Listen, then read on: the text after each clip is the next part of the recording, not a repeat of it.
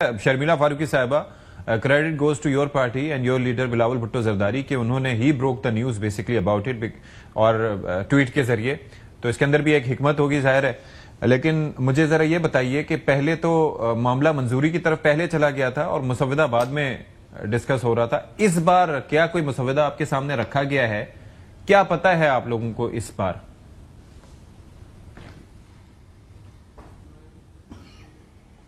جی شکریہ ستی صاحب. دیکھیے, بلاول بھٹو زرداری صاحب کا یہ ٹویٹ کرنا, پبلک ڈومین میں یہ معاملہ رکھنا کہ حکومت کی جانب سے 27ویں آئینی ترمیم کے حوالے سے جو ترمیم لائی جا رہی ہے اس پہ ڈسکشن بھی ہونی چاہیے, اور یہ بھی انہوں نے بتایا کہ 6 تاریخ کو سینٹرل ایگزیکٹو کمیٹی میں اس کو رکھا جائے گا اور ڈسکشن کی جائے گی, اور اس کے بعد کچھ نہ کچھ فیصلہ سامنے آئے گا. ان کے ٹویٹ کرنے کا مطلب بالکل ایک ٹرانسپیرنسی لانا تھا, جو کہ پیپلز پارٹی کا ایک سیاست کا طریقہ کار ہے, اور سی سی کے آگے رکھنا جس میں 4 صوبوں کی نمائندگی ہے اور پوری لیڈرشپ بیٹھتی ہے. کنسنسس ڈیولپ کرنا ہے. کیا شکیں ہیں, ان شکوں میں کیا ہے وہ اس وقت تک تو ہمیں نہیں معلوم. اس پہ قیاس آرائیاں کی جا رہی ہیں اور ہونی بھی چاہیے, کیونکہ جب کوئی چیز باہر نہیں آتی ہے اور ایک ابہام رہتا ہے تو لوگ پھر اپنی تہی اس کے اوپر گفتگو کرتے ہیں. ہونا تو یہ چاہیے تھا کہ حکومت کی جانب سے یہ چیز سامنے آنی چاہیے تھی, لیکن چونکہ حکومت نے اسے پبلک ڈومین میں لانے کی ضرورت نہیں سمجھی.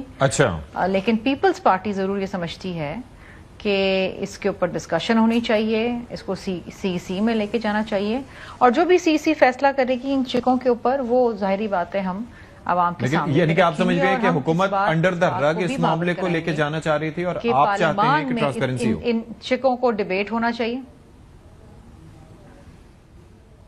دیکھیے, بلاول بھٹو زرداری صاحب نے جب اس معاملے کے حوالے سے ٹویٹ کیا اور اس میں بتایا بھی کہ انہوں نے ایک عندیہ بھی دیا کہ کانسٹیٹیوشنل کورٹس ہیں, آرٹیکل 243 میں امینڈمنٹ ہے, انہوں نے بتایا کوئی بات ڈھکی چھپی نہیں ہے. اب وہ ایگزیکٹلی کیا ایشوز ہیں, کیا امینڈمنٹس ہیں, وہ تو سی سی میں ڈسکس ہوگی, اور اس کے بعد بھی جو فیصلہ ہوگا وہ ہم عوام کے سامنے رکھیں گے. خواہش پیپلز پارٹی کی یہی ہے اور کوشش بھی یہی ہے کہ اس کو پارلیمان میں لایا جائے, پارلیمان میں اس پہ ڈیلیبریشنز ہو, ڈیبیٹ ہو, اور پھر آئیدر وے پاس ہوتا ہے. This is how it is supposed to be. ٹھیک. بیرسٹر عمیر خان نیازی صاحب, مجھے یہ بتائیے کہ یہ خبر جو ہے سامنے جب آتی ہے, لیکن مجھے اب اندازہ یہ ہو رہا ہے کیونکہ خالد مقبول صدیقی صاحب کا جو سٹیٹمنٹ ہے وہ اپنی جگہ, مطلب وہ بھی کہہ رہے ہیں کہ بات ہوئی تھی اس پہ, یعنی کہ نیچے ہی نیچے اندر ہی اندر اس پہ ڈیلیبریشن چل رہی تھی, لیکن حکومت اس چیز پہ کھل کے سامنے نہیں آ رہی تھی, لیکن اب حالت مجبوری سامنے آ گئی ہے.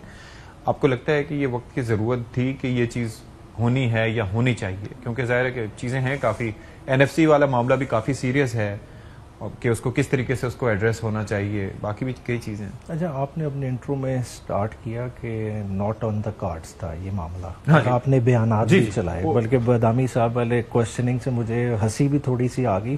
لگ یہ رہا تھا کہ شاید وہ ان سے پوچھے تھے کیا دوسری شادی کی تیاری ہے, تو وہ جس طرح سے جو ہے نا چھپا رہے تھے, مطلب ایسی چیز تو نہیں تھی. اگر کوئی چیز ہے معاملہ سامنے رکھتے, مگر دیکھیں ناٹ آن دا کارڈ نہیں, it was on the cart.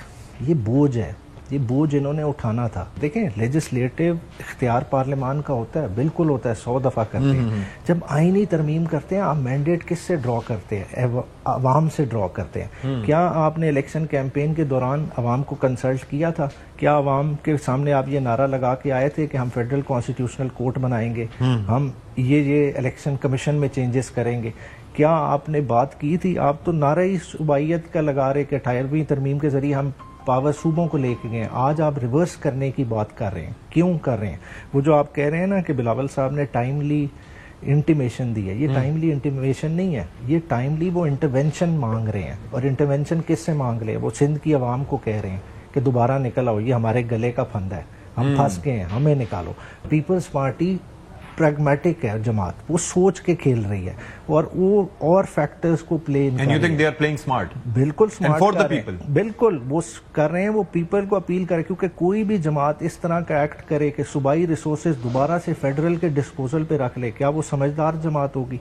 क्या आप समझते हैं कि एजुकेशन के मामलात फेडरल गवर्नमेंट बेहतर हल कर सकती है या प्रोविंशियल गवर्नमेंट? लेकिन एक यूनिफाइड करिकुलम की तो पहले भी बात हुई थी, ये तो आपके दौर में हुई थी, खान साहब ने की थी। करिकुलम आज भी फेडरल बना सकता है, उसमें कोई इशू नहीं है, नेशनल एजुकेशन की पॉलिसी वो देखता है, मगर देखें कहाँ स्कूल बनना है, कितने टीचर लगने हैं, ये फैसले सूबाई हुकूमतों के हैं, उसमें ये नहीं इंटरफेयर कर सकते। आज ये चीजें अनडू करेंगे, ये बहुत बड़ी केओटिक सिचुएशन बनाएंगे। देखें ये इतना आराम का मामला नहीं है, ये देखें नस्लों का सवाल है। इसमें देखें राना साहब कह रहे हैं कि ये हम मुद्दे की बात कर रहे हैं, ये मुद्दे की नहीं, ये गड़े मुर्दे उखाड़ने की बात कर रहे हैं। देखें इस तरह की अभी the thing is, अभी जो आप बात कर रहे हैं, we all are speculating right now, क्योंकि मुसविदा अभी तो शुक्र है इस पे बात हो रही है, पिछली दफा तो मंजूरी तक पहुंच गए थे, मुसविदा नहीं देखा था किसी ने, इस दफा आई एम श्योर के मुसविदे पे कोई बात होगी।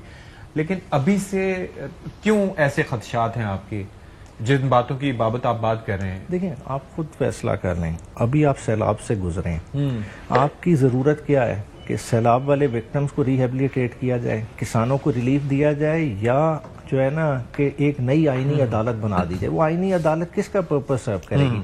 आपके इंडिपेंडेंस ऑफ जुडिशरी के प्रिंसिपल के अगेंस्ट है। देखें एक कॉन्स्टिट्यूशनल बेंच जिसकी हैयत अभी खुद अंडर चैलेंज है, 26वीं आईनी तरमीम का साल हो गया, अभी वो मसला हल नहीं हुआ, उस पर कॉन्स्टिट्यूशनल डिबेट ओवर नहीं हुई, आप फर्दर एक केओस मुल्क में खड़ा करना चाहते हैं, तो ये समझ से बाला कर बात है। ठीक है।